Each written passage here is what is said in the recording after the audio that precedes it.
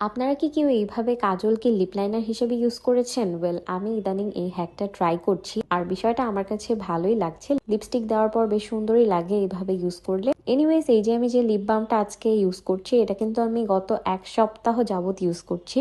And বলতে পারি এটা হয়তো এখন থেকে আমি রেগুলারই ইউজ করবো, কজ এই লিপ বামটা আমার লিপসকে অনেক বেশি সফট অ্যান্ড ময়শ্চারাইজ বানানোর সাথে সাথে লিপের কালারটাকেও অনেক লাইট করে দিছে, প্লাস লিপ অনেক বেশি পিঙ্ক লাগতেছে ইদানিং। এই কারণেই আমার কাছে এই লিপ বামটা অনেক ভালো লাগছে, কারণ মাত্র 1 উইকেই এটা আমার লিপসের শেড পুরাই চেঞ্জ করে দিছে। আর লিপ বামটা হচ্ছে জাফরান ব্র্যান্ডের, আর জাফরান ব্র্যান্ডের প্রোডাক্টস আমি আগেও ইউজ করেছি, যেমন তাদের হেয়ার অয়েল। সেইভাবেই ভাবছিলাম এই লিপ বামটাও একটু ইউজ করে দেখি যে কেমন, বাট ইউজ করে আসলে আমিও ফ্যান হয়ে গিয়েছি।